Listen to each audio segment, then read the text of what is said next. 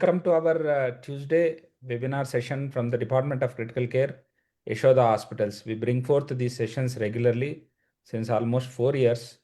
Every alternate day masterclass, and in every alternate week we bring forth interesting discussions. Along with alternate week we bring forth the masterclass sessions wherein two students come onto the platform and present their cases, and two expert examiners across national are involved as it goes in DrNB exam or IDCOM exam, Viva, it goes. So these sessions are very helpful. Almost we repeated them with different examiners regularly, and most of these videos are available as Yashoda Masterclass in YouTube video.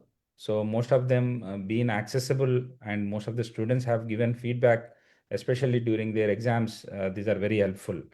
So thank you very much for all the delegates who present regularly and come on to listen to these talks. And with that introduction, today the topic of discussion is brain death and organ donation.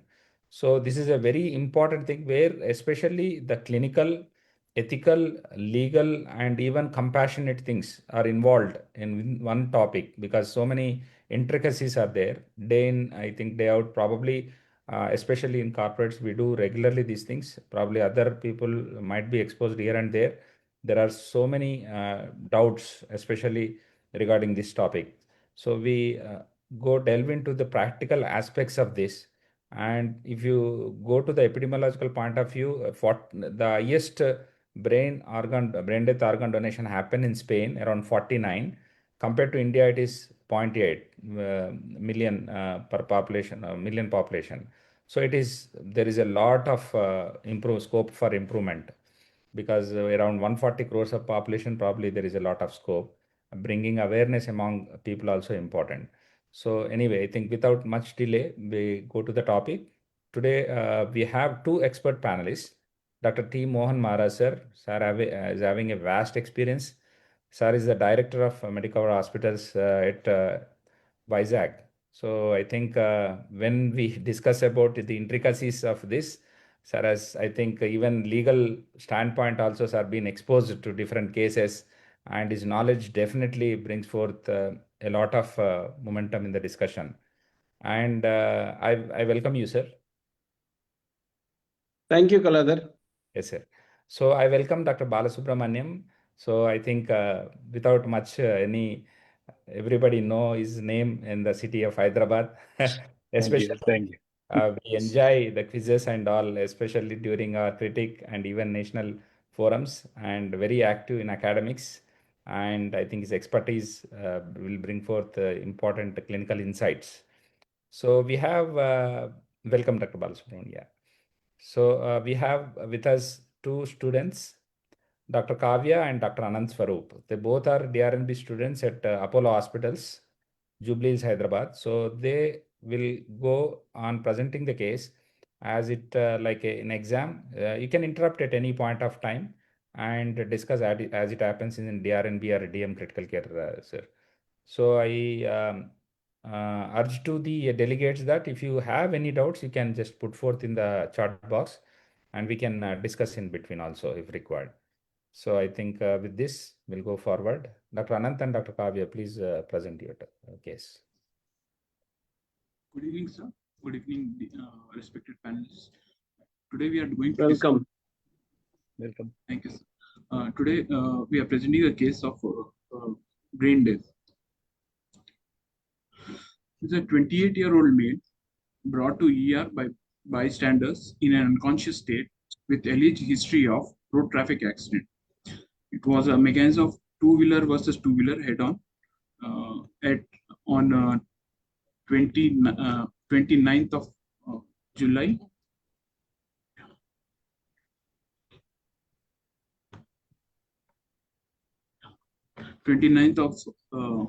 July 25. Sir, is it a real case or a cooked case? No, sir, real case. Okay, nice. On 29th July 25 at 9 p.m. Patient was admitted in outside hospital. On examination, patient had an oral bleed abrasions over left thigh, left flank region, right-sided contusion of the head in the right parietal region, and one episode of seizure was noted in the ER. On evaluation, GCS was E1, B1, M1. At around, a patient was brought around 9:50 to ER, where patient was on pupils were right side 4 mm and left side 3 mm, bilateral successfully reacting to light. And patient on arrival, temperature was 98°F, pulse 55, respiratory rate 14 per minute, BP 80/60, and saturations were 85% on room air. In ER, in view of low GCS, he was intubated, resuscitated, started on IV fluid, and started on mechanical ventilation. And even inotropes were started in view of low blood pressure. Meanwhile, after stabilization in ER, patient was started on antibiotics, Levipil, and as well as 3% normal saline and other supportive treatment. Basal lab investigations were sent, and CT was done. CT brain showed there was a right parietal Can lobe. you repeat, Dr. Swaroop, what is the GCS at the time of admission? So it was 3/15, sir. 3/15. Okay. Yes, sir. Okay. CT brain showed right parietal lobe extraaxial bleed of thickness around 11 mm and acute hyperdense subdural hemorrhage are at around 11 mm thickness along the left frontal lobe and thin SDH along the falx anteriorly as well as the tentorium.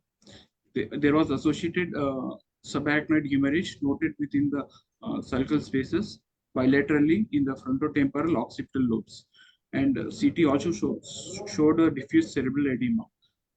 And subcutaneous, there was subgaleal hematoma of around 8 mm in the right parietal region, occipital as well as temporal scap.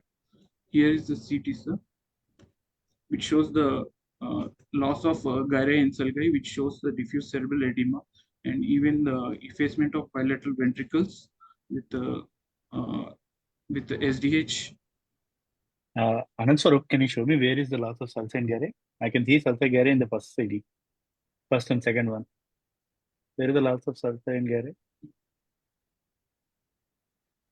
So this is the diffuse edema, sir. Edema is there. I mean, you said loss of sulci and gyri, right? Yes, The convolutions are still seen or there? yes, sir. We can see. Okay. So what do you, with this one, what do you want to do? With that CT and the present scenario, how do you want to approach this patient? You have a CT, you have the patient coming to the ICU. He's on NORAD of, he's on NORAD, right? Yes, sir. Not he's on NORAD. So, yes, sir. Yeah. Sir, first neurosurgeon was called, sir, and on evaluation, GCS3, pupil anisocoria, immediate raised signs of raised ICP and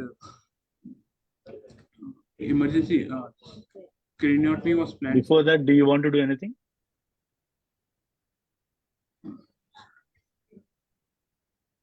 In your words, you said there is a diffuse cerebral edema, right?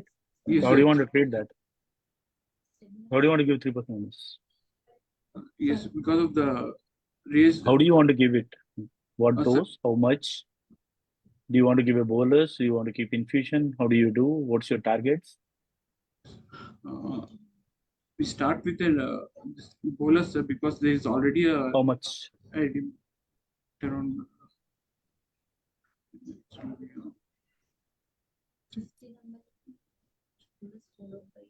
100 ml bolus. You are prepared only for brain death and organization, you are prepared for the case discussion.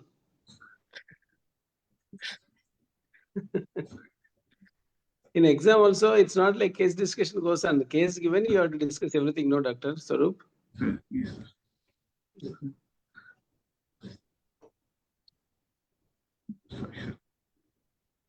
Yeah, you want to just give- asking basic questions. Go ahead. Yes, sir. Actually, 100 ml bolus and started on infusion later, sir. And at around 15 ml per hour infusion and 3 TID sodium 3 times a day sodium monitoring with the target of sodium around 155. Sir. What do you want to monitor sodium 3 times a day? You are in acute part, he has to go to the OT. Yes, sir. Yes, You sir. wanted to give 100 ml bolus, Yes, sir. No, and sir. then is that For basal investigations, we have a baseline. you have done a baseline investigation, right? I think Yes, a sir. couple of slides You've back you already told shown me. the reports Yes, sir. also. Yes, sir. Yeah. Yes, sir. Creat is 0.9, urea is 27. I don't know what's the sodium over here, Sir. but Sir, actually, this case we received from outside, so we have a limited investigations regarding the Surgery case. done Oh, outside, huh? Yes, sir. no, it was done at my place, sir. Sir. From city. So this patient came from Citizens only. So Yes, I sir. know about this patient. I managed him for the first 48 hours. Okay. So you send them for the organs. I'll tell you the story Not separately, sir. official, sir. It's okay. It's okay. Yeah. Go ahead. Okay. This is a baseline investigation, sir. Hemoglobin was around 11.2, TLC 15,400, platelets were around 2,15,000, PTN normal, sir, and One no other. small 2-3 points I want to say here. Yes, sir. Whenever the patient come to, Dr. Bala is asking about a clinical management. What I am asking is, when patient comes to ER, when are you going to alert a organ transplant team or brain death team or coordinators? When is the signs? What are the things you have to keep it in mind whenever a patient comes to ER? Yeah. Yes, sir. Any head injury case with GCS around 5 or low with. So this patient was 3, no? Yes, sir. Okay. Then Then you alert the team. Yes, sir. Fine. Second point is that you have said 2 wheelers hit to hit, and there is a patient's MLC, right? Medical legal Yes, case. sir. Yes, sir. This medical legal case has been registered already, and anyway, you have to go for Yes, sir. postmortem Yes, sir. in case anything happens. Yes, sir. Okay. This is an Next, Bala, investigation. you ask. So, I mean, now you have, I mean, the ideally I'll give you around 3 mils per kg. Either, I mean, I can, since the patient is in hypertension, I don't want to give mannitol. That's the point that I want to know from you around. If the blood pressures are fine, I still go with mannitol and the thing. And it's not just giving a mannitol. If possible, I'll do an ONSD at that point of time before the surgeon. It's going to take some time for him to be wheeled into the OT, right? So, so during that point of time, you need to be very aggressive on your anti-edema measures. Even once he comes back also, you need to be aggressive. If I remember rightly, I mean, this patient, as the ONSD was done almost every second hourly once he came back, we brought the ONSD from 6.3 down to 5.8 with aggressive anti-edema measures post-decompressive craniotomy also. Okay, we used the combination over here because his sodium was 135 on admission. Okay, and particularly, you said, I mean, sodium 3% over here doesn't like your hyponatremic correction. It doesn't require thrice a day monitoring. You need to be aggressive. If you're giving boluses, you need to relook very more frequently. Okay, even a simple blood side, your arterial gas or venous gas can tell you what's the sodium. You need to take it up above 145 and then keep your targets less than 155. Okay. Yeah, go ahead, sir. Yes, sir. Go ahead.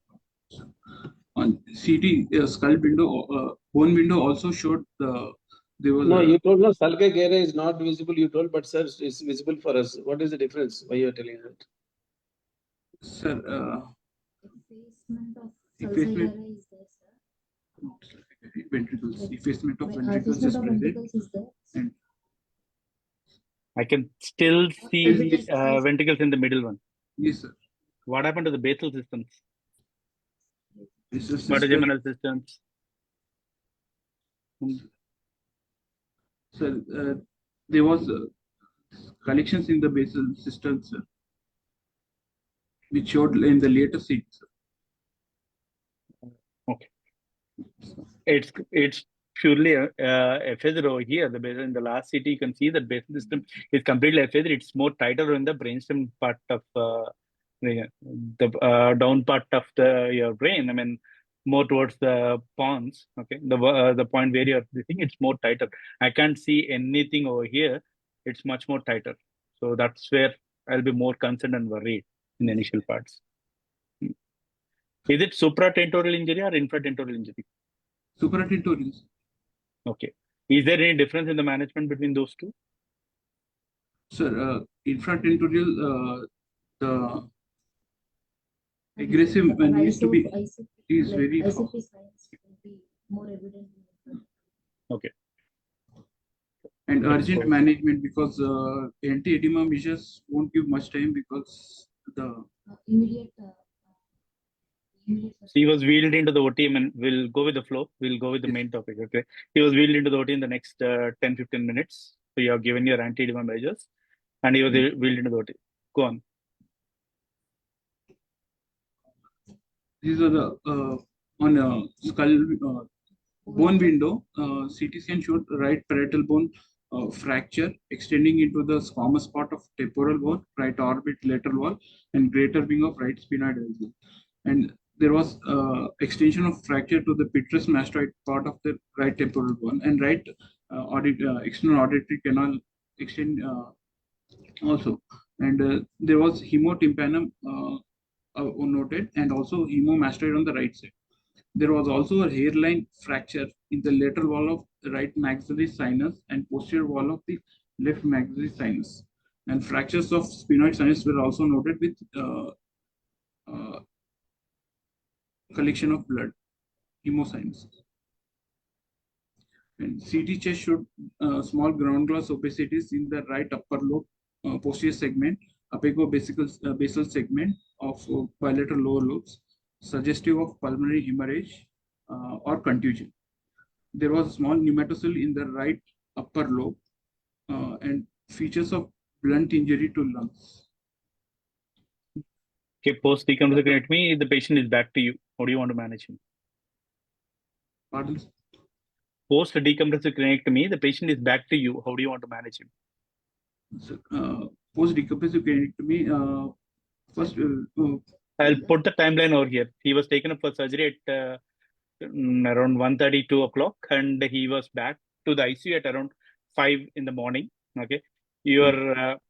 The night guy has given anti-edema measures, did ONSD.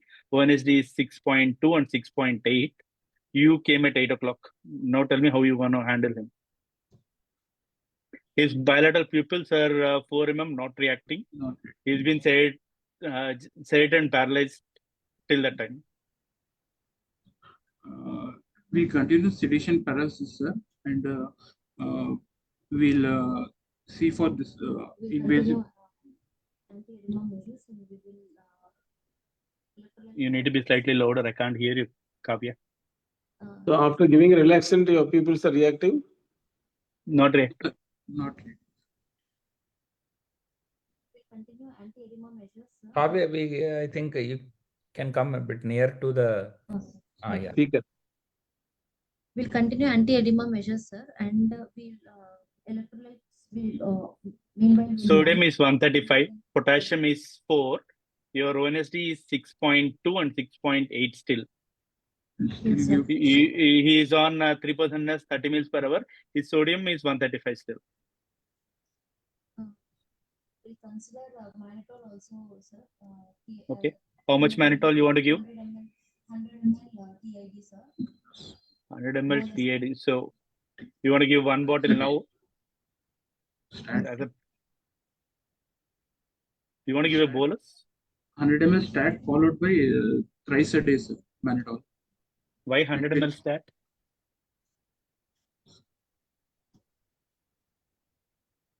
The dose is 20 gram per kg. 1 gram per kg. So it comes to about 3 bottles. Okay. If anybody else three wants to bottles. reply, you can put the post messages. And anti-seizure prophylaxis will take, and we'll again be monitoring the ICP with the ONSDs. Okay. Now at 10 o'clock, you are asked by family, what is the rest? You have done the surgery. How do you want to look at him. His pupils, he is sight and paralyzed. His pupils are 4 mm not reacting. Okay. His 10 o'clock also you have repeated an ONSD. It is 6.2 and 6.7. Okay. So you're going to go to the counseling for the family. I mean, how are you going to counsel them at this point of time?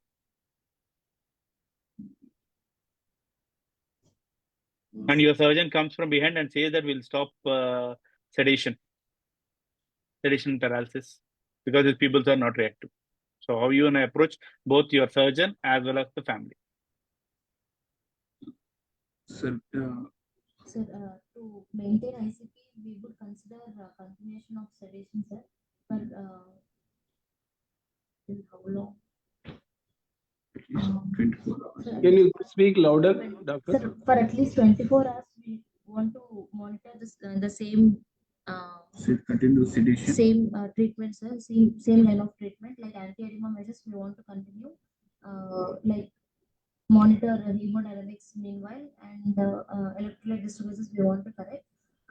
Sedation we want to continue because we want to prevent any sudden rise in secondary brain damage, or to keep the ICP in control. We have to continue sedation also, sir. After 24 hours, we can stop sedation to see patient whether he's responding, or any improvement in the ONSD, any improvement. We want to repeat. No, we are still in the first 6 hours. At 10 o'clock, the ONSD is still 6.2 and 6.6. I told you the things. You gave a mannitol at 8 o'clock. Okay. He's still been on 3% NS. Will increase the dose 3% NS. Either 30 mils per hour you want. I mean, either 30 mils per hour. Do you want to still go up on the bolus, or what do you want to do? Of 3% NS, sir. Whichever way you want. His blood pressures are stable. At this point, his heart rate is around 50. Blood pressures are about 140/90. Sir, if it is in the same stage, then we would like to do a repeat CT or MRI, sir, to see, because heart rate being so low and hemodynamics all being stable, we would like to see what is the status of the brain, sir. Is there any herniation because of raised ICP continuously, even though anti-edema measures being continued, to take next step of action? Prior, you were saying that you want to wait for 24 hours for doing anything. Now, why do you want to be hurried within the first 6 hours time gap, sir, because it is staying in the 6.6 to 6.2 of ONSD, even after multiple anti-edema measures. We have given bolus also. Okay. So, have you read the Biconic consensus statement? Kavya, you can be bit come to the front and be loud, because most of the attendees are telling that there is some sound issue, low volume. Yeah. Okay, sir. Okay, sir. I'll be bit. Yeah. Now it's fine. Okay, sir. Have you read the Biconic consensus statement? How do you monitor non-invasive ICP? Like TCD. Single ONSD is enough? No, sir. We can consider TCD also, sir. Okay. To see. So at that point, TCD was done. It was not showing. I mean, it's still showing MCF velocities are okay. They're not that bad. Okay. So, we didn't plan to shift to CT. So go ahead furthermore. So we can go ahead with the repeat CT or MRI. We you can still want to go for CT? TCD was okay. I mean, your MCF velocities are fine. You're not having any reversal. You're not having any decreased flows. Flows are maintained still. Yes. Okay, sir. Then we can give some time, sir. If just continue same line of management, like continue maximum. Swaroop, you are saying something? Or any bonus. Can't hear you. there is some issue. Either of you can only be able to talk. Maybe I think while you are talking, you have to move the laptop here and there. We are not able to hear you. Yeah. No, because not able to hear is not the issue. Issue is that one person is talking, other person should not speak. Turn that side. That's clarity will be there. That's what Kaladar is telling. I understand. Correct. We can increase the dose of 3%. Still Okay. not. Sir? You can tell Kavya, yeah, if not able to hear Anant. Sir, we can increase 3% NS. He is at this point of time going at 30 mils per hour. So made to 50 mils per hour. Okay. Yes, sir. Hmm. What you want to increase? Okay. After your attempts, we gave furthermore another bolus of mannitol. After another 6 more hours, ONSD is 5.6 and 5.8 on both the sides. So we continue with sedation and paralysis over the night. The next day in the morning, again the neurosurgeon comes and asks you, the pupils are still not reacting. You are given 24 hours of deep sedation. This thing. ONSD again now at that point of time is around 6.2 and 6.3. And when we looked at TCD, there is mild diastolic flow reversal that's been seen. Okay. How do you want to approach him at this point of time? So TCD itself shows flow reversal, means signs of cut down of cerebral perfusion is there. Mild flow reversal, probably we are doubtful because he has got multiple injuries. What do you call the window isn't that clear, so there is some doubt in that. Okay. Okay, sir. He's got multiple facial injuries, right? Okay. Yes, sir. So Yes. there is some doubt in that. Meanwhile, his heart rate went to 180, his blood pressures went to 240 by 110.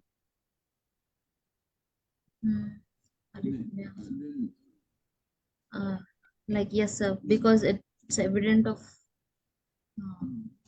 autonomic dysfunction. Catecholamine surge due to brainstem herniation, ischemia. Okay. Can you tell me? I mean, in the prior point you are saying about Cushing's reflex are triad. Okay, can you explain me the physiology of both the two? One is that, and another one is there is a tachycardia and hypertension. And how do you want to approach? What is the physiology that's happening with the patient?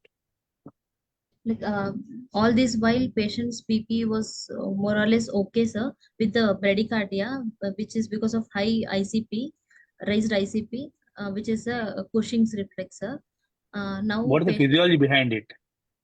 Sir, what is the physiology behind Cushing's reflex? Like negative feedback, sir. Like vagal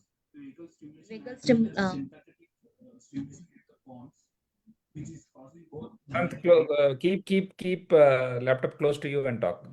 Turn around. Yeah. Mostly this Cushing's reflex is due to vagal stimulation from pons causing the bradycardia and sympathetic stimulation causing the BP on the higher side. So this is causing the Cushing's reflex, bradycardia and hypertension. Sir. I mean, why both are getting stimulated at different zones?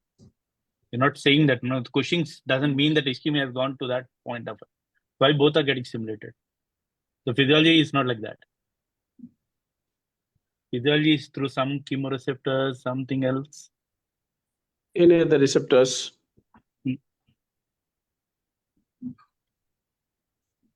Baroreceptors.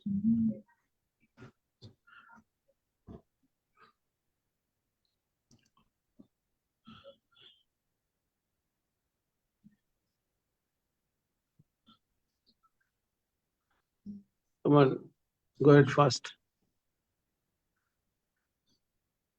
Mechanical like herniation itself can cause. Turn around again. Sir, mechanical complications, sir, because of herniation, there can be. So you mean to say that Cushing's reflex indicates herniation? Right. Yes, sir. More, like not raised raised ICP. ICP. Raised ICP. Raised ICP is different from herniation. Both are different, right? Yes, sir. Raised ICP has the signs of Cushing, shows signs of Cushing reflex. So what's the physiology for that? That's what I'm asking. Okay, sir.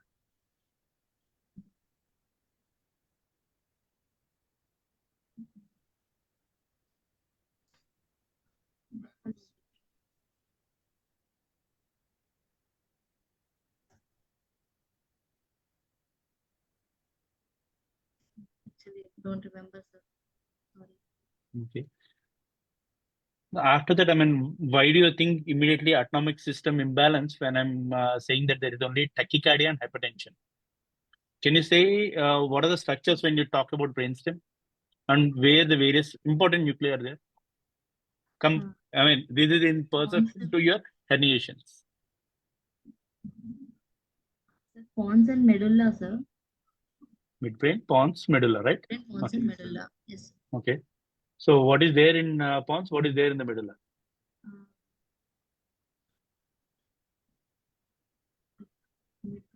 Back to first year. Sir, respiratory and the cardiac vagal centers are in pons, sir. Medulla. I think.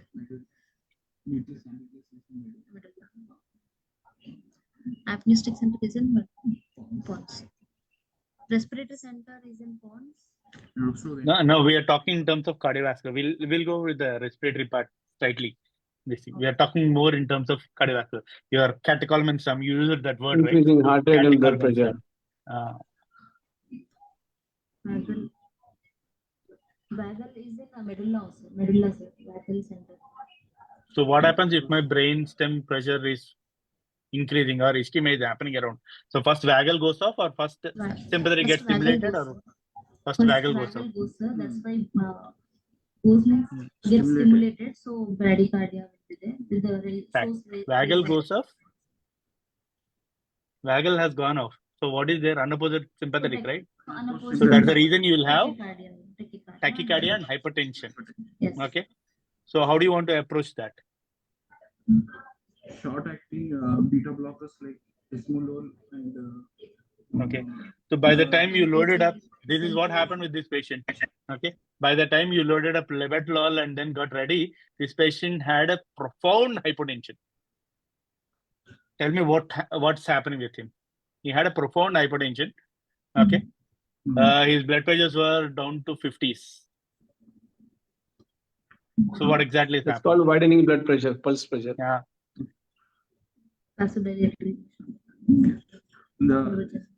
So what happens with medulla?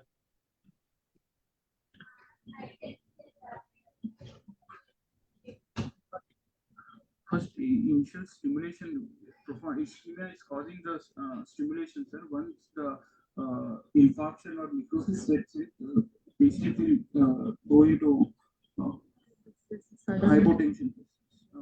So loss of your sympathetic tone goes into the autonomic dysregulation. Nervous system response and yeah.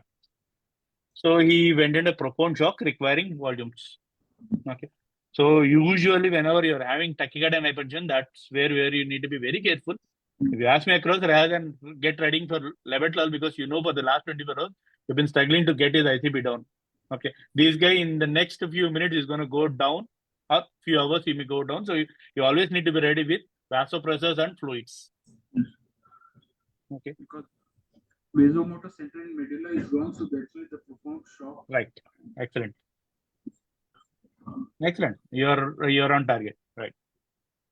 Okay. So how you want to proceed now? When his vasomotor center is gone off, he is having a blood pressure of 50/20, map of somewhere around 20s. Okay. His heart rate is still around 180s. His temperature is 92. You want anything, you can ask me, I'll tell you. First, we'll resuscitate him with warm fluids, sir. Start andropes, resuscitate him meanwhile with warm fluids and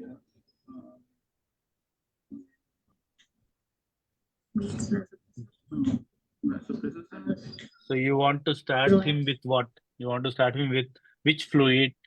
Yeah. What do you want to use? For him, Again, voice issues are there, I think. Anant. yes, When I think balance. one of you talking, that time If- turn on the laptop. Whenever you're talking, take the laptop to your Laptop side and on. talk. Okay, okay, sure. First, we'll resuscitate him with fluids. Choice of fluid would be depending on the electrolytes, sir. So you can ask that. Balance You can ask me a crystalline. number, I'll tell you. Sodium is 153. Then sodium is on. I'll start with the balance ringus lactate, sir. Ringus lactate and Okay. Can I use ringer lactate in traumatic brain injury? You're treating him or you're not Yeah. treating him? treating, sir. You're treating him Yeah, or you're treating the organs? Organs, sir. No. You straight away decided that he's gone off. No, sir. Sorry. Sorry. Sodium. Okay. Sir. Half Half NS or NS only, because our target is 155, so I'll go with NS. Be clear and loud. Sir, I'll start with normal saline only, sir. Normal saline, and after meanwhile, I'll start the inotropes, and He was See- started on NORAD 3 mils per hour. Okay. Okay. We started when my nurse is very confused. She started only on 3 mils per hour. So you asked him to give fluids. How much fluids? sir, We'll come to that. sir, to response, sir, I will check the IVC and Yeah, it's because the the BP provide 50 by vasodilated- 30. His Sir, BP is 50-30. Okay. I'll give You ask for bolus, sir. ultrasound, they are putting a central line on the next bed. So they said the machine is busy. No, sir, I'll place the Patient heart rate 180. sir. We'll because these are vasodilated shocks, sir, we'll give around bolus of 500 ml and see the response, and then if at all Okay, you gave 500 ml, BP is still same. same, then increase the inotropes, sir. I'll Okay, increase the NORAD, do you inotropes. have how much? I'll Okay. make We'll make eight. it 15 ml, 0.5 mx per kg per minute. He's about, Yes, sir. we'll take for this thing, we'll take him at 60 kgs.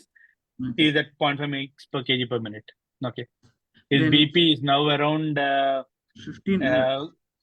once you increase, his BP now shot up to again 220 by 110.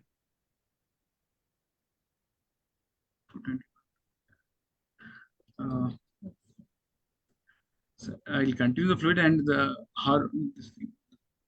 Because of hemodynamic instability. Present the You can ask me anything from the clinical point. I'll answer you.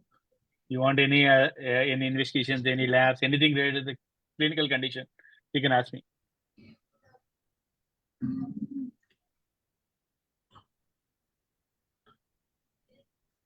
arrhythmia. yeah, and repeat the electrolytes, sir. You want to send it to lab or in a blood gas? No, a blood gas, sir. Blood gas sodium is 156. Yes. Potassium is 2.9. Okay. I'll correct the potassium, sir, because I'll correct the potassium, and His blood pressure again started to drop. Meanwhile, you asked the nurse to start potassium. Bala. His blood pressure again started to drop. Sir. Bala. Sir. No, Start- I think the time when we are going more into hemodynamics, but the talk is organ donation, brain death, it will not complete it. I think we should be able to go with the talk and things we have to get into depth of that for exam people, because they are prepared for this, I believe. Because you are going your class is very good, but I think the topic is different. Done, sir. Done.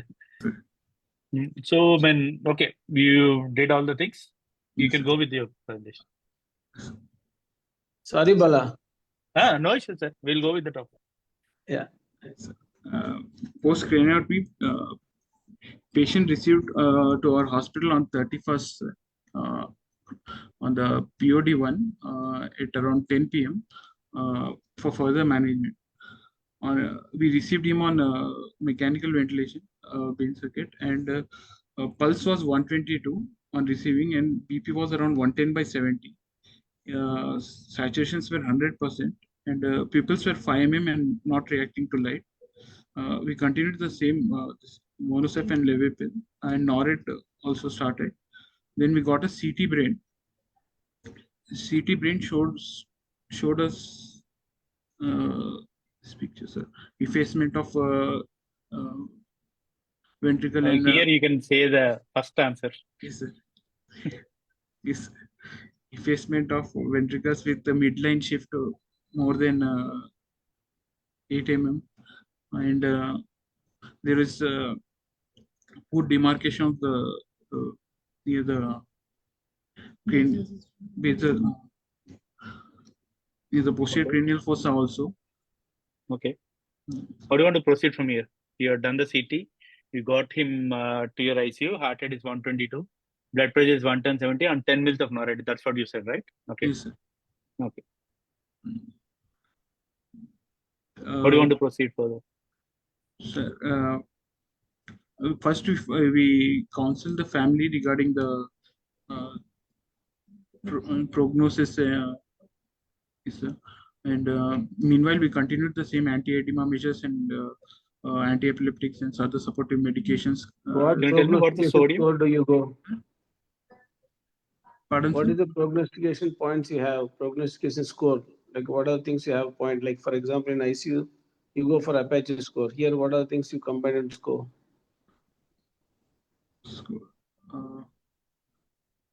We have this is traumatic. Kavya, do you want to answer? Yes, sir. Kavya. So,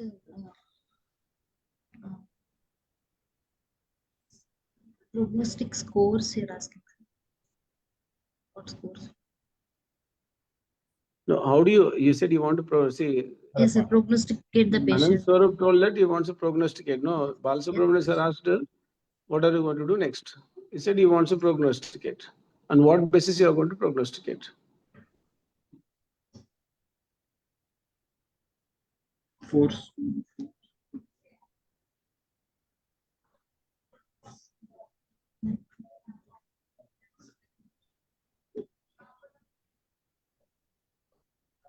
Bala.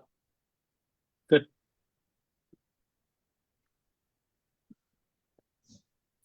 Generally, how do How do you you want to proceed? sit with the family and talk? That's what sir is asking.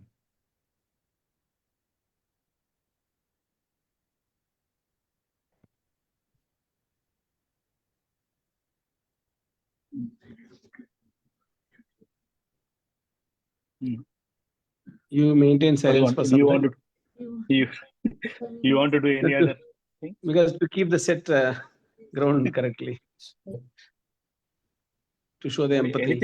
Anything other than Jesus you look at? And reflexes. Force score, sir. What exactly is force score? Force score is a score for in traumatic Expand force score. injuries, sir. Sir, yes, sir. Expand force score. There are 4 components we see for eye response, then motor response, then brainstem reflexes, and respiratory systems. So it comprises of 4 components. Tell me only about the brain. So EMBR, right? Tell me about the B. How do you look at B? Brainstem reflexes. Sir, reflexes you are asking, sir. Pupil reflex. I'm asking about force score. In force score, how do you look at B? Okay, we will stick to the point. His force score is 0. Okay. Now you have the family in front of you. You want to prognosticate him. How do you want to tell him?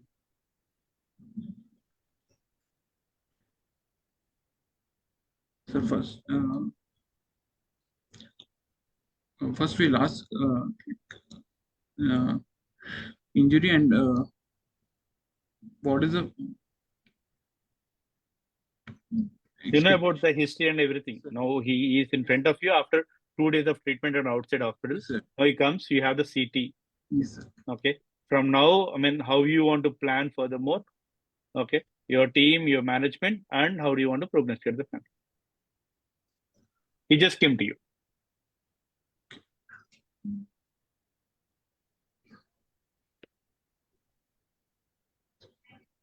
Patient is going to be in a like vegetative states, like that will prognosticate. Like We came here for treatment, madam. You're saying that vegetative state. Huh? We came here for treatment, and immediately you're saying that he'll be vegetative. more like morbidity risk, I'll explain, sir. Severity of pain.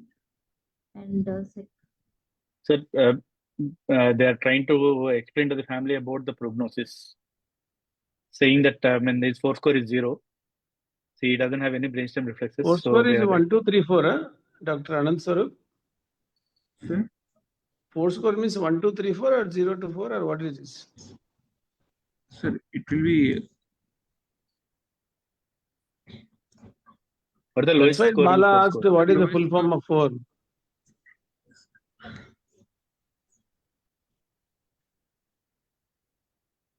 Full outline and responsiveness, FOUR. Okay. And it's up to 16. 0 to 4 0 to scoring 6. goes up to Yes. 16. Okay. Go answer Bala's question. Sir, we will first tell the injury is a severe form of injury, and we'll continue the treatment. But the Okay, understood. So how do you want to continue the treatment? How do you want to, what will be your plan of management? You can start with your approach. You can ask me if any clinical relevant questions that you want to ask. I will tell you the relevant questions. Answers. sir, from sir, we'll try to maintain the hemodynamics and patient will His be blood pressure, his heart rate is 122, blood pressure is 110/70. You want anything, you can ask, I will tell you.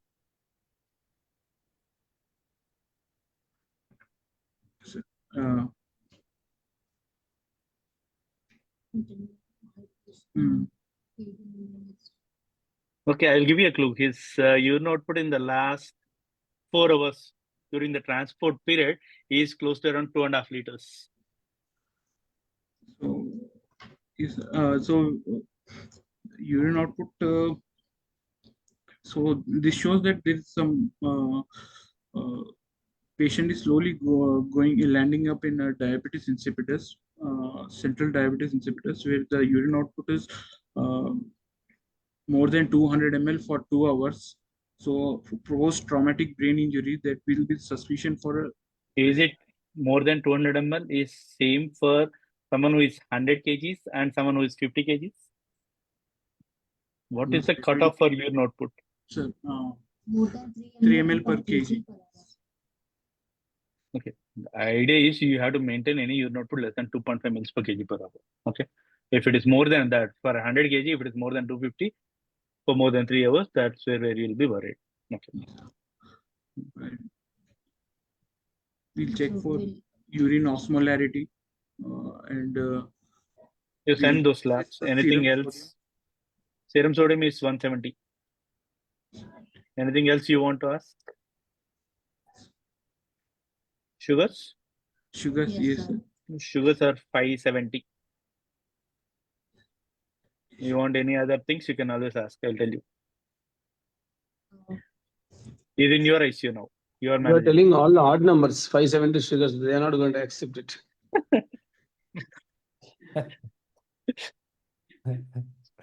So before he left, his sugars were 300, sir. I kept 200 more for them. So, free water through RT. We'll try to correct. We can't hear you, Kavya. Yeah. we'll try to correct hypernatremia. We'll start with the RT free water, or we'll replace fluid. We'll try to replace fluids with the RT free water and 0.45 NS, sir. We'll start insulin infusion to target pressures, target GRPS less than 180, sir. So you started him on half normal saline. You started him on insulin infusion and RT free water. How much you want to start RT free water? Sir, 100 ml, 100 ml Okay. secondarily. So in the next 4 And- hours, his blood pressure, his blood pressure started to swing more and more. His NORAD is now 20 mils, and vasopressin, one of your consultants came, added up vasopressin. His urine output is still going at 250 to 300 mils per hour. He is 50 kg adult. Okay. And his sodium now jumped to 190.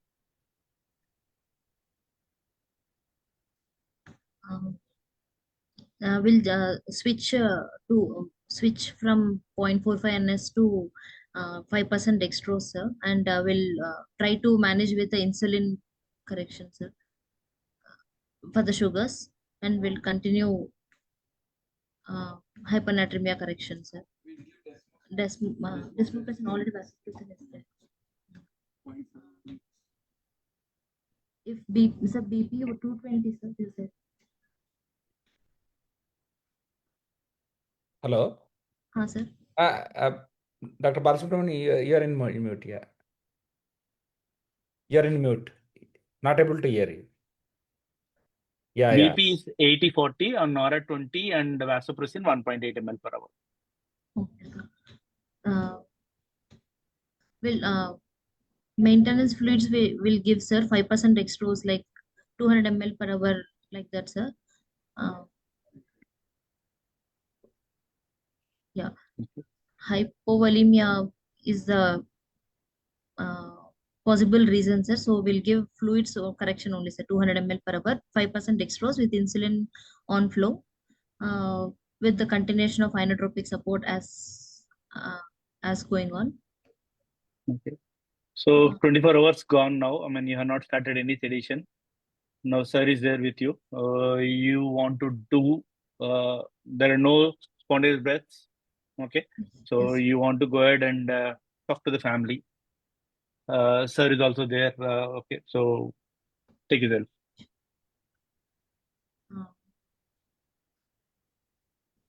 Still will explain in the lines of like we stopped the sedation, but still no response from the patient, no spontaneous breathing, no pupillary response, or no cough response. You can ask me, I mean, what is there in the clinical? I will tell you. Okay. You tell me what all you want to check. Like pupillary reflex, corneal reflex. His eye and he has got severe corneal edema. Yes, sir. He's got severe corneal edema and face is fully puffy. You're hardly able to open the eye. Puffy because of injury, sir? Injury. Okay. On the left side is major. Right side, you are able to see the pupil is dilated, but you have got a lot of corneal edema at that time.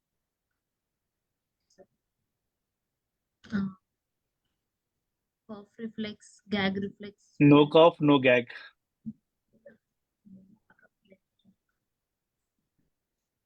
What are all the reflexes you're supposed to see, or what are the reflexes you see, and what basis, and which now?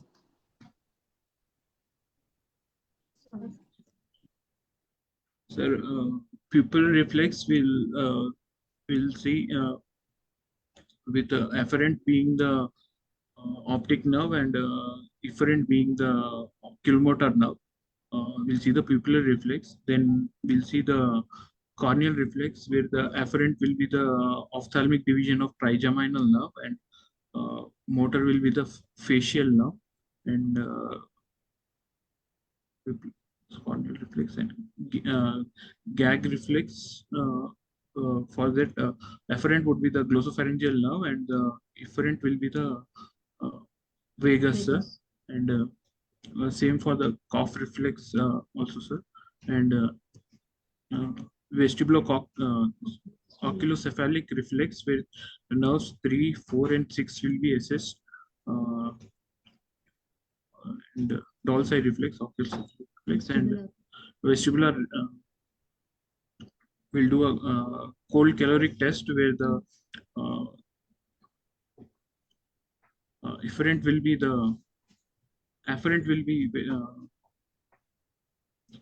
eighth nerve, and How do you do gag reflex? gag reflex stimulating the posterior wall of the pharynx will cause the retching, sir. How do you do that? Because patient is brain dead, how do you do that? Gag reflex. Taking a for surrogate will be the this one, cough reflex, where we'll try to stimulate the trachea. We'll try to stimulate the You put trachea. the laryngoscope and you do that, or you just put the suction and do that? How do you do that? We just put the suction in the ET tube, suction catheter in the ET tube, and stimulate the.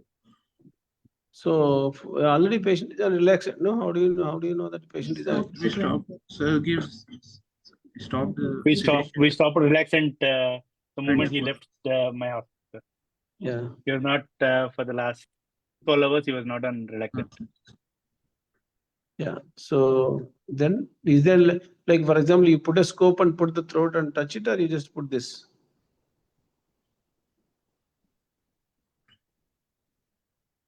Good message is there. Can you read that? Sir? Would eliciting cough reflex and gag reflex be warranted in current clinical scenarios?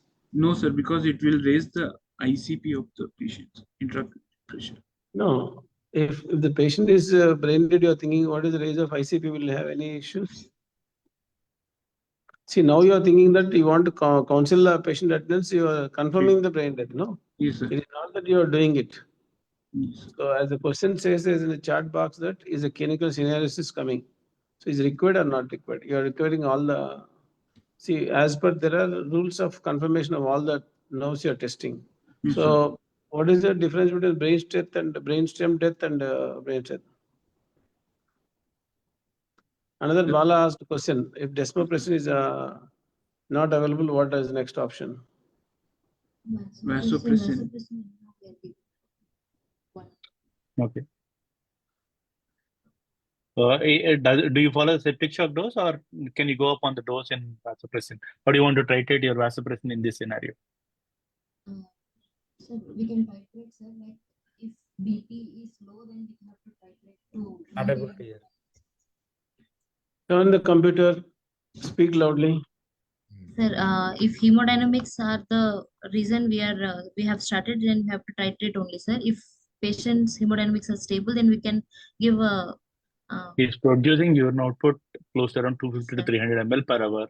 His blood pressure is 80/40. He's on NOR at 20. We started vasopressin at 1.8 ml per hour. That's close to your 0.03 units per minute. Okay. You tell me how you want to titrate. Sir, 1 unit per hour. You can increase by 0.01 units every 15 minutes to decrease your urine output or to maximize your MAP. Okay. And then you can come down on your noradrenaline requirements. And then once you achieve a lower urine output, you can always readjust your vasopressin dose to backline. Okay. You can do it every 15 minutes. Okay. The target is not just the blood pressure, it's also your urine output. Okay. At this point, the nasal spray is not there. On top of this one, you want to give, you have Mirlin tablets, but it will take its own sweet little time to have an effect, more than 1.5 hours.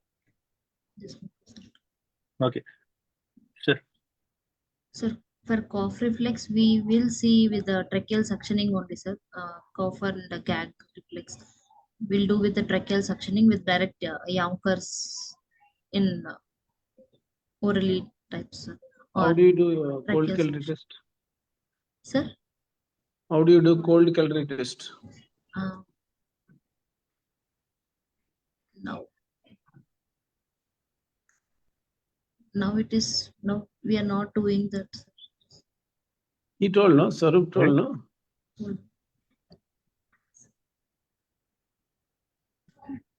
How to do?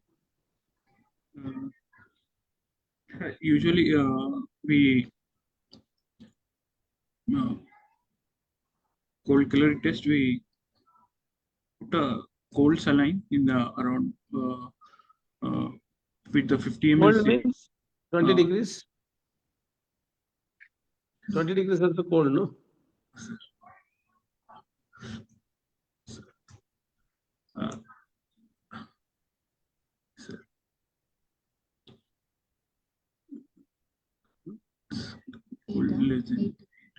How much ml for everything? There is a ml, how much ml is there? How much you put? Around 50 ml, sir.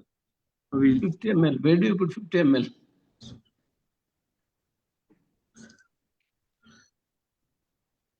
Did you guys really do apnea on this guy?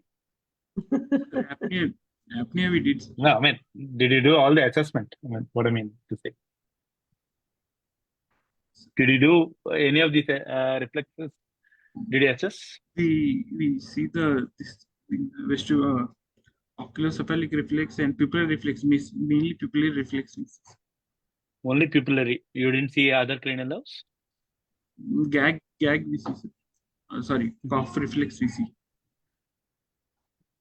Okay. Cough. And why you didn't see the other reflexes? Because it was a traumatic brain injury, so moving the head is an issue. Moving the head is an issue. Why?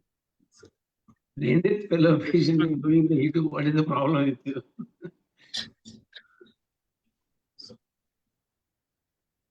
No, I mean, Dolphin movement you are moving the head, but even cold caloric also you need moving the head is a problem. Swaroop? Actually, it's contraindicated cervical disease, but this patient. He doesn't have any high cervical injuries. I'm going to come with that. Yeah.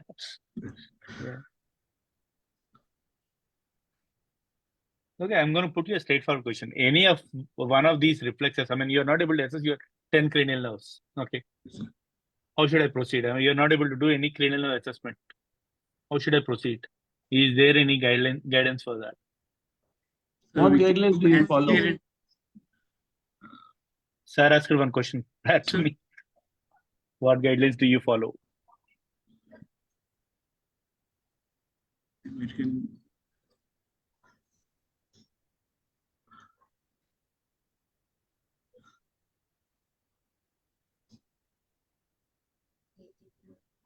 We all come under one umbrella, right? ICCM position statement. Okay. Have you gone through that? Yes, sir. Okay. As in the beginning class, Kaladhar was talking about illegally and all these things are important. Yes, what is it? TOTA means? Sir, NOTA. TOTA. TOTA. TOTA. TOTA. THOTA. This is a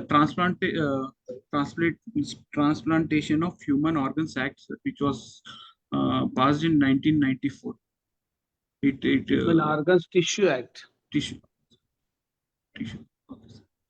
Transplant Act, yes, sir. And it laid out the legal basis for declaring a brain death and organ donation. If anybody takes human organs without proper what is the punishment?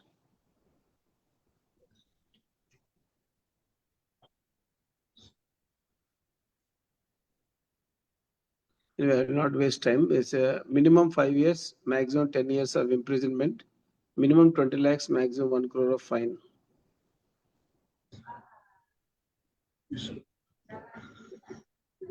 So previously, before now, actually Telangana and Andhra having a very good program, Jivandan, which they have all the rules and regulations, and they even have the guidelines also, step-by-step manner, what to do first, what is next. So, and the forms 1, 3, 4, 10, all forms are there, which one supposed to be done, and allotment has to be done after that. There is a protocol to be done. The only thing is, any patients, any MLC comes last, I told you that the accident kill MLC is supposed to go for a postmortem. Postmortem can be done only after Panchanama. Panchanama means police people has to come and do that Panchanama. Then you have to go for postmortem. And the postmortem is done once the case has been done, surgery done later on. Now the issue comes now, the patient attendance you are actually counseling. Now we have reached up to the point of counseling. So what method, how do you take care of it? And like for example, you are going as a doctor, you are telling, are you going to talk to the patient and how you are going to talk to the patients? We'll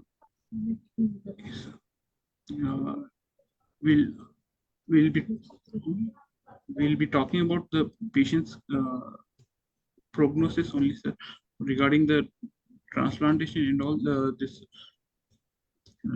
transplant team. We have the transplant coordinator. Transplant coordinator. Yes, What sir. is the reason? What is the reason for that?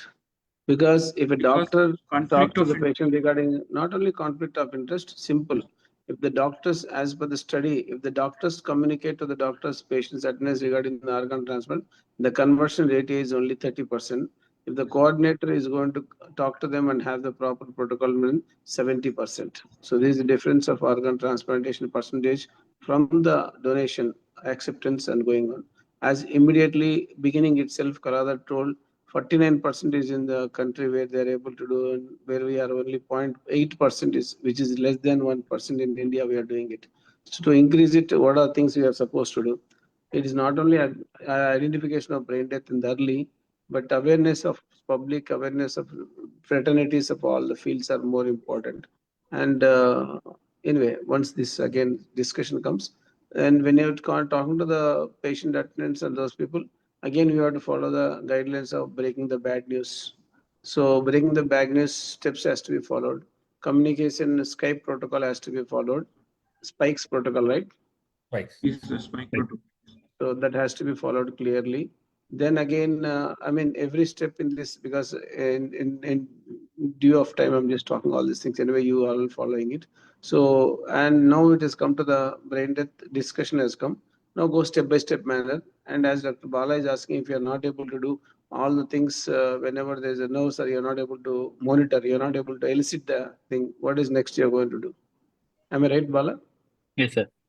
Yeah. If you're not able to elicit any of your corneal, any of your brainstem reflexes, Cranial nerve reflexes, deep reflexes, spinal reflexes, anyway, that's going to be. What are you going to do?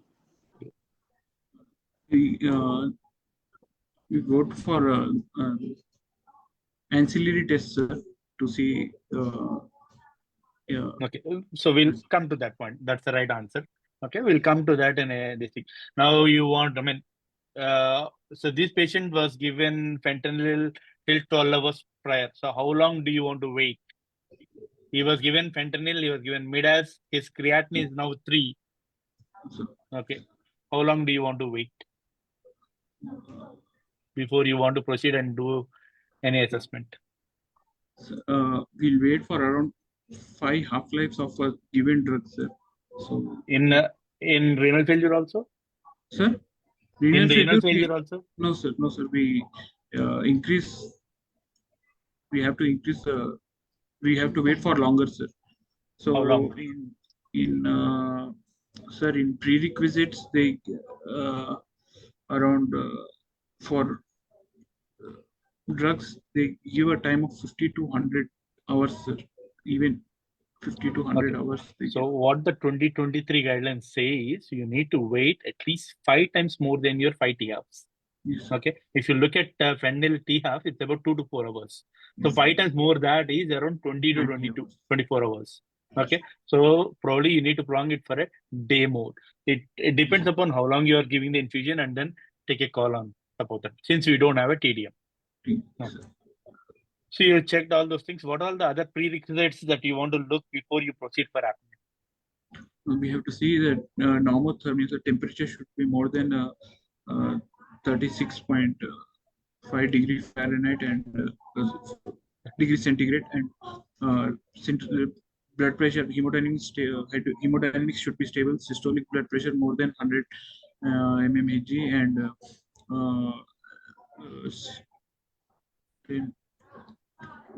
PO2s PO2 should be more than 100 mmHg, and PCO2 should be 35 to 45 mmHg, and appropriate duration of sedation vacation. Okay, you have done that. Now, you want to proceed for apnea. Your ABG shows your PaO2 is around 90. Your ventilator settings are your PEEP of 10 and FiO2 of 60%. Okay, and you wanted to go proceed for apnea for this patient. How do you want to do? So we pre-oxygenate, sir, for the patient, but PEEP should be around 5, sir. PEEP we have to maintain around 5. If at all patient is desaturating or not maintaining PO2s more than 200 even after oxygenating for 10 to 15 minutes with 100% oxygen, that No, you turned on 100%. He maintained PaO2 200. His PCO2 is around 40s. Okay. okay, sir. So we'll come to the difficulties next. I mean, first we'll go with the plain ones. So how do you want to do furthermore? You kept him on PEEP of 5, FiO2 100. Yes, sir. You have done a Yes, sir. baseline PaO2. It is 200 millimeters of mercury. How do you want to go and do your apnea? Okay, sir. We'll put a suction catheter with around 4 to 6 liters of oxygen. Is there any specification about which suction catheter you want to select? Sir, the diameter should be around less than 70% of the Fine, good. internal diameter tube of the ET. Sorry, ET tube diameter. Less than 70% of the diameter of the ET tube. Yes, sir. And we keep the flow around around 6 liters of flow, and we see for the we continue the oxygen flow for around 8 to 10 minutes. If there is Why? any, sir, Why 8 to 10 minutes? Sir, because each minute the amount of CO2 that comes CO2 out is about 3. I mean, the rise is about 3 mmHg. 3 mmHg. So Yes, sir. for you to have a cutoff of more than 20, you need around that time. Yeah. Okay, sir. Okay, sir. So we'll wait if any signs of we see for the any chest or abdominal It's excursion. all fine. His blood pressure dropped. His blood pressure dropped. We abort the apnea test, sir. If the blood pressure, hemodynamic instability. How much blood pressure drop you accept? How much SpO2 drop you stop? How much? What is the further steps you take? For everything, there is some number. No? Yes. Drop in saturation for like 85% SpO2 for 30 seconds or more. We stop the test, sir. And systolic blood pressure less than 90 mmHg. We stop the test, sir. And any.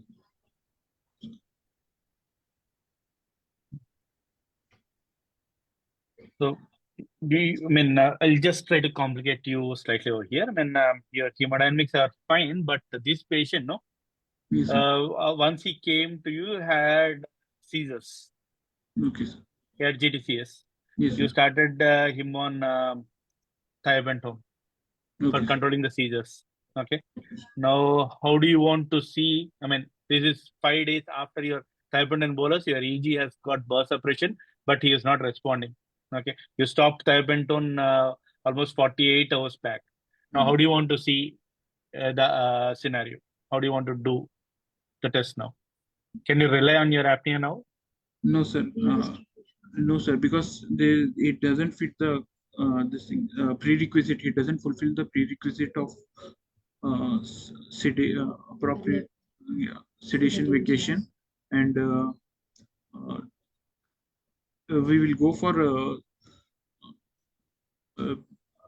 ancillary tests where we can see the blood flow to the what ancillary tests other than DSA you know? Particularly when you're thinking in terms of not a traumatic brain injury, you think that this patient is brain dead, but secondary to some drug intoxication.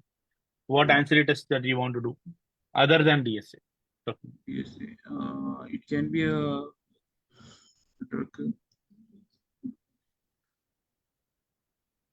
So in this patient already craniotomy done, so TCA will be a challenge, sir, because of we won't He is get asking what other tests can be done. okay, sir.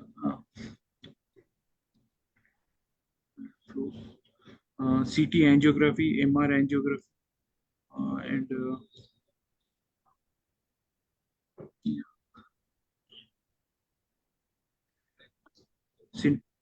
Do you want to do EEG or EEG SSCPs or EEG patient is in like we gave a lot of this barbiturate. We induce almost. it is 5 days after the barbiturate. Okay. You waited for 5 days. 5 days over. Yes, sir. EEG we can use, sir, and scintigraphy, technetium 99 scintigraphy scan we can do, and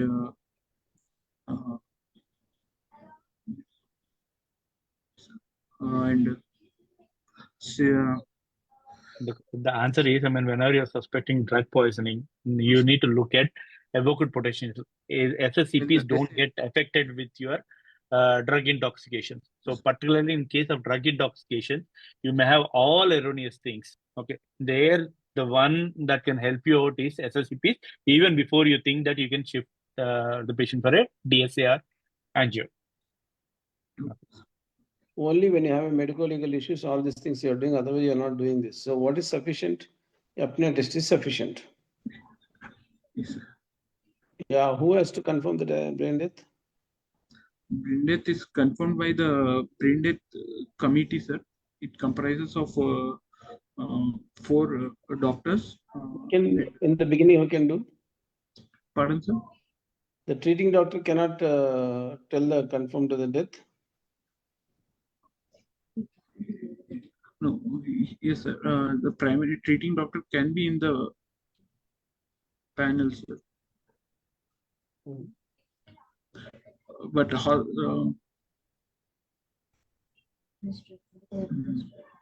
Yeah. The Medical administrator. Not able to hear, doctor. Yeah. Sir, medical administrator, sir. Hospital medical administrator. Neurologist, specialist, neurologist, neurosurgeon, along with the treating physician can be there in the team to conclude the patient is brain death. So for him, because neurosurgeon, but otherwise, why do you require neurosurgeon? If it's any brain death case, not is like for every brain death case, you want neurologist, neurosurgeon, primary physician, and the doctor. Everybody required. Neurologist is necessary, sir. Neurologist is. When apnea test you are able to do you require neurologist to come and confirm? Is it a must? Is it a rule as per the TOTA Act or whatever it is? No, sir. In 2014 amendment, sir, even an anesthetist or an intensivist or a surgeon can be, if there is no neurologist, then these people can take up the roles.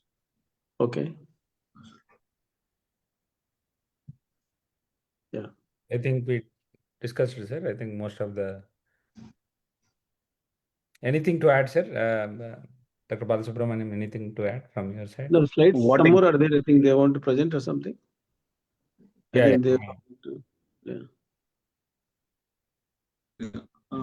This was the AB that we took at the arrivals. Hemoglobin was 8.8 and other parameters. Sodium was 155. So we continued the inotrope as sodium. We reduced the 3% index. We tapered it to 12.4, 15 ml per hour, and yeah. Again, we repeated on the after doing apnea test. It was done on the 2nd, and after doing apnea test, these were the investigations that we sent for before the just apnea after test. What is the difference each of the first test and second test?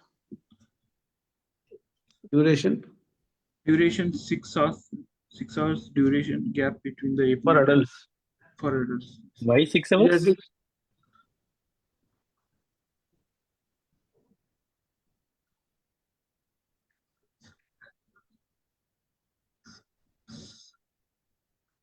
If I do late, is there a problem, or I need to say that on clock 6 hours? No, sir. This 6 hours, like it's guidelines, but The word is very clear. At least 6 hours. at least, Okay. yes, At least. 6 hours. And this is the first ABG, first apnea test, ABG, sir, which was done on 2nd of August at 9 p.m. After pre-oxygenation for 15 minutes, PO2 rose to 353. So we went ahead with the apnea test, and for about 10 minutes, after 10 minutes, we took an ABG, sir, which showed PCO2 change of around 50 mmHg. And so yes, sir, first apnea test was positive. So do you need the change in PCO2 in this patient, or can I just say that it's more than 60, so it's positive? Sir, it's positive. More It's than positive, 60 is right? positive, sir. Yes, sir. Okay. What if my patient is COPD? He has got a lung injury, no? Yes, I'll say sir. the prior, he has got a lung injury, he has got a pneumothorax. The prior ABG, I mean, for discussion's sake, we'll say that the pre-test ABG also showed a PCO2 of 55 or 60. We'll say 60. Then how do you want to decide on that? Because a delta change, we see the change in the PCO2, sir, and of PCO2 change of more than 20 mmHg is considered apnea positive. Okay, you have done the first apnea. You have taken an ABG at 10 minutes. You don't have any hemodynamic instability. Oxygenation is holding on. SpO2 is 100%. Heart rate, BP, rock solid stable. But your PCO2 at 10 minutes is only the gap is only 12 or 15 for easy. How do you want to proceed? Abandon the procedure? Do you want to continue or prolong it, or what do you want to do? PCOT is, the delta PCOT is 15. 15. Baseline is 40. Now when you are done, the repeat one is 55. So your delta PCOT is 15 at that point of time. Okay. So there is a inconclusive test, sir. So we'll go ahead with other ancillary tests, sir. Can I prolong the duration of apnea? Yes, sir. If patient is tolerating, we can increase to 15 minutes also. 15 minutes apnea test.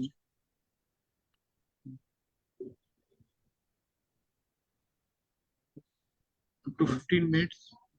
So while you're doing the apnea, the patient became suddenly hypoxemic.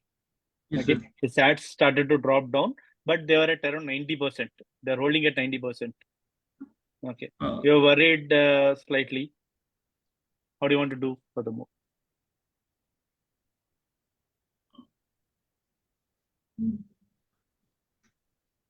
So the stars are falling rapidly, then we'll stop the test, sir. No, Because it dropped down to 90% and then holding there.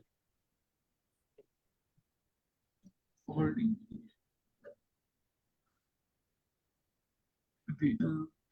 So there is a clear. We have to abandon the test and repeat that. Abandon the test. There's a clear evidence that the SpO2 of 85% for more than less than. I said 90. 90. SpO2 is 90. 90 we'll check, sir. Oxygen and everything. We'll continue with the test, sir. You want to increase flows? Oxygen. You can increase the flows to 10 liters, 8 to 10 liters, and then continue on the test. Yes, sir. Our 2023 guidelines different from 2011.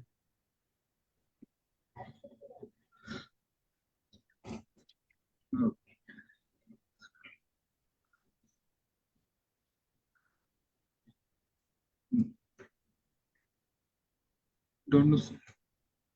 Nice. A lot of subgroup populations, infratemporal injuries. Okay, a lot specific groups have been much more elaborated. All your drugs, durations, what to do. The guidelines have clearly stated how many hours you need to wait, particularly when you have renal failure or hepatic failure, and when you are on drugs. So they have much more detail about drug-related issues, and if you are not able to do any of your reflexes, how to go furthermore, which ancillators for what, okay, and how you need to do the test if you're having a problems during the procedures. All of them have been detailed well in 2023 guidelines. You can look at that, the AN guidelines. Sir, Whenever the patient is having hypothermia, maybe because of drowning or accident, because of this one, how do you think that do you have to bring back the temperature back before you go for a brain death confirmation? Yes,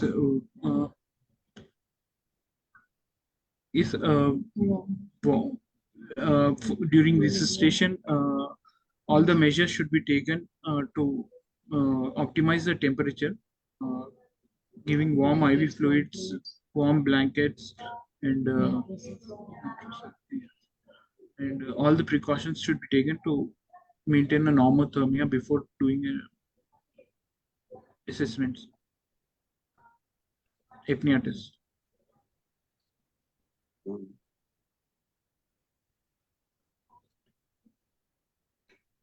Anything else, Bala? what is, I mean, legality part, do you want to tell something? Because Yeah. last time when you talked, you summarized a good point about how to do, what's the legality, legal problem, everything. If you can summarize for all the students, I think that will be pretty good, sir. Yes. Correct. That's nothing, because as we have done n number of cases of brain death, the timelines are very, very important, and the counseling part is important, and the who is going to be authenticated important. Like, for example, your spouse is more important, who is going to take care of it, because you have to take from the spouse permission. Without permission, even the parents and everybody gives also doesn't going to valid. There's an HRM. And previously, as my name Mohan, Mohan actually means a multi-organ harvesting association network. That was a thing which was available since long many years, which they are even now working with the 28 states in India. And recently, which they actually conducted in Hyderabad, also a good workshop along with PB, and all of you were there. I think you know Bala. So, uh, and there what happens is the reality comes with the definitely TOTA, NOTO, SOTO, ROTO. These are the which are organizations which should be registered. You all have to be registered whenever you are thinking about this, so that it goes in a right manner. In that, when the consent is taken, video counseling forms, which pediatrics, you have to have a 24 hours of gap should be there for analysis of brain death, not 6 hours minimum. At least 6 hours, as Balasubrahmanyam explained clearly the reasons also. So the legal aspects are very, very crucial and critical. And the documentation part is going to take a lot of things. For example, when you're writing the death timing of death is also another important point whenever you say, like, for example, so many people, when you have a brain death, I have done, brain death is equal to the normal death, right? So permanent death, as you were telling about mechanical death or permanent death. In the permanent death, and the cell death is continuously permanent death is happening. So once a second apnea test is done, that can be considered as a death when you are disconnection going on. But when it comes to the organ transplantation, when it's going to give, it is going to go only at the time of clamping is being open at the time in the operation theater. So that's the time you have to give the death time, because nowadays people are going to do a lot of believe in pujas and all everything. What time the death is there? And second thing comes here is that the management of this patient families with the coordination and team is one of the important thing, because they are not supposed to disclose whom you are going to give organs. Nowadays, the Jivandan has actually made it so easy and clear. The previous rules have been amended so much in IAP. If any hospital is having, because the organ harvesting hospital permission is different, organ receiving is, who can do the program is different. So here the same hospital, if he has a permission to do, they will give all the organs to that hospital. Only one kidney is given to somebody else. So this is how the recent amendments have been done by Jivan and AP. So I don't know exactly about Telangana, how it is going to be. Even if you see in Hyderabad, so many organ transplants are happening, and we go through that. And the protection of the organs, where we are just not only the brain death and organ donation, how many hours each organ can be protected. You think about it, normally you can do at least kidney can be made for 36 hours can be protected with the solution. We are clearing with the solutions. What is the solution you call, Balasubrahmanyam? University of Wisconsin. Yeah, so the University of Wisconsin, Wisconsin. yeah. Wisconsin. So, and particularly where we look at the organ grouping system, what grouping system you have for a heart, what grouping system you have for the liver. And in India, we are looking at HLA competition because you look at it, whenever you have a blood transfusion you are giving a highly HLA matching you are doing for a kidney. You are not doing HLA matching for liver. You are not doing HLA matching for a lung. You are not doing HLA matching for a heart, but only kidney are doing, where your success rate is more because the number of HLA and WBCs are getting into receptors available, antigen antibody reaction occurs. That's the reason you should be more careful. But when you are thoroughly doing it, immunosuppression and making the Wisconsin solution fluid with the temperature management, all these things nowadays, which is going on, is 6 hours for the heart, 36 hours going to be for the kidney, and the lung is going to be there somewhere. I mean, those timings are very, very crucial, and all that's why the green card has been made, where you need to go through that. And the teams who are going to be as intensivists, our role is as an intensivist that how long, how better you are able to, because as in the first beginning, when the case came, you said that brain death, when brain death case came. So already patient has been managed by Balasubrahmanyam team, then it has reached you, and you are actually looking into that. There, here it happens when exactly you're going to convert from, there is a clear-cut demarcation where you are supposed to protect it and where you are supposed to convert it. That is a very crucial time where you have to take a decision call at the time, because your protection of organs not going to save the any brain, because by that saving the brain till the last moment you are going to not to save the organs, because it's like fight between the internal organs crosstalk, because we already know about the organ crosstalk very well. We all well versed with those things. So it's all vital organs which are going to be, whether diabetes insipidus, or you're going to be the, when even the management of the patient, where the management like thyroxine, you are giving your availability of those, and the steroids, and the entire depth of how you're going to manage the organ patients, because that will take at least, it may suddenly, because as you already told that hypoxia, hypotension, those things you're going to up to wait certain level, because otherwise you're going to lose the organs. As one patient is survival, I mean death is brain death, 8 patients can be given life minimum. But nowadays, even the hand replacement surgeon we have, and in India we have done many hand replacement for not only brain death, even after post death, because post cardiac death cases we are only got living donor or deceased donor. But even post cardiac death also, there are unofficial one or two what they are talking about doing the organ transplantation, that may mislead. If you again go to the end of life legal aspects, you'll come to know, because it may mislead by the physicians and lawyers together. That's the reason they're not going for that, because that is where organs can be given. Cardia and all, it's okay because it waits for 6 hours post death, where within 4 to 6 hours they can actually take cardia and go for it. But when it comes to the other organs, immediately they're actually going to do kidneys and the not the heart, because post cardiac death organ transplantation, and particularly skin bank is available in many places, and the intestine transplant is not happening in here mainly. Only up to pancreas we are able to do much better. But these are all the organs which are really, really useful, which is protected. Again, the problem comes here is that up to which age they accept, because as we all know the kidney status, once the age is more, even the creatinine is normal but kidney function is normal. Most of the times what they do is who open the case in the operation theater, then look at the liver, then the team will come, then look at the liver, again take to the biopsy, a liver biopsy, or again immediately you see the result, then understand, again do the ultrasound, then decide, no, we are not going to take it, we take it. In that way, organ, even intraoperatively, we decide sometimes at the last minute of time, because what is important, because those times what happens is another logistic problems comes is when the patient is going to be there, a brain death patient in the hospital, you need to have waiting period of 2 to 3 people waiting, and HLA matching is sent. It's not one person, one patient. There are minimum 2 to 3 patients are been waiting there. Which patient is going to get allotted, which going to be positive, we don't know. That's one of the biggest logistic problem which it comes to the organ transplantation program. So it's a noble cause, good cause, but very strict, stringent rules and logistics are there which should be taken care. And maybe now it's Manipur and those things are coming up now with the new this one, but our states, South Indian states are doing very strong, proper methodology. And again, I would like to tell you that documentation is a crucial part here, and the timing is important part here. Anything else, Dr. Kaladhar and Dr. Yeah, I think Venkat Kola and summarize it, sir. I think whatever is there. I think one question to Dr. Bala, I think many of the forums like we nowadays discuss about brain death on ECMO patient. So can you clarify on that?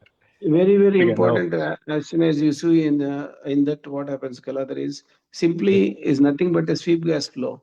Whenever you reduce the sweep gas flow, then you see the CO2 raises because already on ECMO. So that is where you will see the difference. Again, the same mechanism what Bala explained about the 5 TDM and looking at the level of duration and stopping the sedation, wait for 24 hours, then reduce the sweep gas flow, increase the PCO2 and see the respiration. So because anyway, we have the know whenever you are managing the patients on ECMO, 10-10-10 rule is there. Because you go for a Caesar trial or ULA trial or whatever the trial and lung protection technique, we are doing it there. Our main idea, whether you put on patient on ventilator, that's the main goal is to take the rest lung because stress and strain is a pattern for the lung. The same way here, for the ECMO patients, you are putting the patient on rest. So here also the 10-10-10 rule is there. But in that, you are going to stop 24 hours drug. And again, see that sweep gas flow is reduced, make the PCO2 rise, then see if there is a respiration is there or not. That's how we see. Am I right, Bala? yes, sir. The same thing has been mentioned. I mean, for someone who's wants to read from the book, the AN 2023 guidelines have clearly stated how you want to do an apnea on ECMO also. So all the 6 sub in pregnancies, when you have infratentorial injuries, okay, and other, or when the patient is on ECMO, the other subcategories have been clearly explained. How do you do apnea, particularly in them? How do you want to decrease sweep gas? Or if you're not able to decrease sweep gas, you want to put a carbon dioxide cylinder. The procedure has been clearly explained. Okay, it's well clear in 2023 guidelines. You can just Yes, go in yes. for it. I think, yeah, we had an extensive session, sir. Extensive session with a very good approach. Probably going into the depths of even clinical management along with brain death management. Thank you very much, Dr. Mohan sir and Dr. Bala, for taking your time out. Almost 1 hour 40 minutes you have given. Thank you very much for your definitely clinical insights and practical. We should thank the students for this much Yeah. time they're going to do Yes, it. yeah, they could able to they Thank you. prepared all those things. I think probably a lot of tension for any students to prepare all these things. No, Yeah. not only that, because they were not expected the clinical. No? Yes, They sir. were thinking about brain death and death. That's Brain how the death. exam goes, right? Dr. Anant, Kavya, thank you very You much. also need to read about hormonal management part. Okay, how do you start? When do you Yeah. start? What drugs you want to look That's at? we missed That's actually, part. Bala. That's very Yeah. important Yes, sir. point because there's again stepwise manner. Almost 24 points are there when you're looking at the organ donor management. And organ donor management again starts because when to start, and again every aspect has been clearly mentioned. Our anyway ISCM has given very clarity. Clearly. More and more in the future, I think being intensivist will be exposed to this. A very important area of in critical care, I think. Yes, sir. Thank you, sir. Thank you very much, sir. Thank you all. Yeah, thank you all. attendees Well also. done, guys. Thank you all participants Yes. also. Thanks. Thank you. Thank you Thanks. all. Thank you, Bala. Thank you, sir. Thank you.